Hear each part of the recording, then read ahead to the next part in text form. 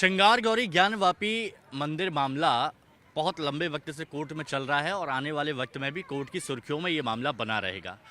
लेकिन इस मंदिर विवाद से कितना कुछ जुड़ा हुआ है, क्या कुछ यहाँ पर होता आया है, कितना कुछ इंतज़ार यहाँ के साधु संतों ने किया है, उस पर आज हम थोड़ी सी बात करते हैं। हमारे साथ में जमदग्नि जी महाराज मौजूद हैं। जमदग्नि जी, देखिए विवाद तो चला ही आ रहा है, लेकिन बहुत से लोग जानना चाहते हैं कि इतिहास के पन्नों में क्या है इस विवाद से जुड़ा हुआ, वो मैं आपसे जानना चाहता हूँ। देखिए, इतिहास की दृष्टि से अगर देखें तो काशी जो है आदिकाल से ही भगवान शिव की नगरी रही है और काशी के बारे में कहा जाता है कि ये भगवान शिव के त्रिशूल के ऊपर बसी हुई है। और यहाँ पर जो विश्वनाथ जी का ये जो मंदिर है, ये आदिकाल से ही इसकी शास्त्रों में वर्णन है। तो ये अति प्राचीन हमारी भारत की जो है सांस्कृतिक राजधानी है काशी, और यहाँ का सबसे बड़ा धाम, सबसे बड़ा स्थान यदि कोई है तो वो काशी विश्वनाथ जी का जो हमारा ये मंदिर है ये है। कालांतर में जो है समय समय पर जब मुगल भारत में आए तो उनके द्वारा हमारे धार्मिक स्थलों को, हमारे मंदिरों को तोड़ा गया। तो 11वीं-12वीं शताब्दी में मोहम्मद गौरी का आक्रमण हुआ जिसने यहाँ तोड़ा। तो उसके तोड़ने के पश्चात मंदिर का निर्माण हमारे यहाँ के राजाओं के द्वारा करवाया गया। लेकिन फिर से जो है 1669 ईस्वी में औरंगजेब आया, उसने तोड़ा। उसके पश्चात फिर इंदौर की महारानी अहिल्याबाई जी ने फिर से इसका नवनिर्माण करवाया। और उसके पश्चात तभी से जो है ये जो मस्जिद आप देखते हैं, ज्ञानवापी जो मस्जिद है, ये तथाकथित मस्जिद आज तो सर्वे के द्वारा सबके सामने सबूत आ गए हैं, सारी चीज़ें सबके सामने आ चुकी हैं कि ये कोई मस्जिद नहीं है।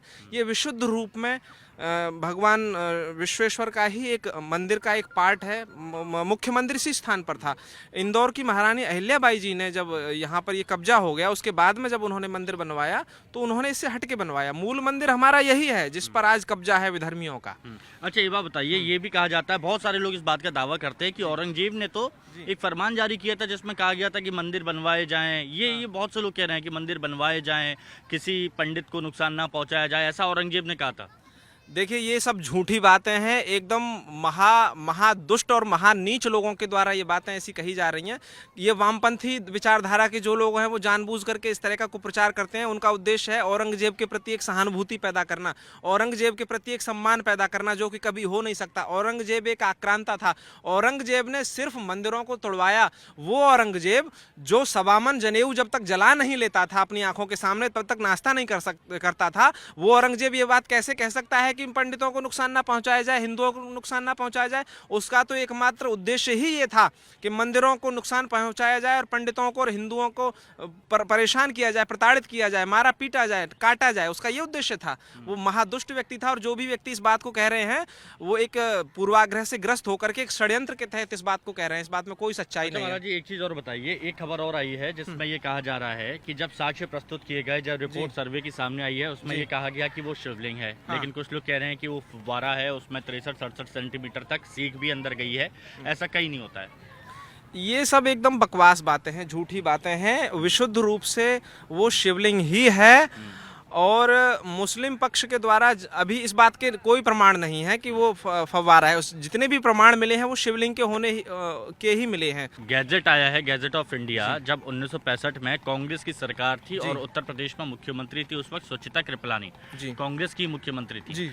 उनकी तरफ से गैजेट ऑफ इंडिया जो वाराणसी की तरफ से जारी किया, उसमें ये बात का जिक्र किया गया है कि हाँ, मस्जिद मंदिर है उसे तोड़ा गया है और मंदिर तोड़कर मस्जिद बनाई गई है। हालांकि अभी तक कांग्रेस पे खुल के नहीं बोल रही है, लेकिन ये दस्तावेज है और टाइम्स ऑफ भारत के पास एक्सक्लूसिव है जो अपने दर्शकों को दिखा रहे हैं। जी, ये बिल्कुल सत्य बात है। और केवल आपने तो एक ऐतिहासिक प्रमाण की बात की है, ऐसे अनगिनत प्रमाण हैं जिनके द्वारा ये सिद्ध होता है कि विशुद्ध रूप में यह एक मंदिर ही है। यहाँ कभी कोई मस्जिद नहीं थी।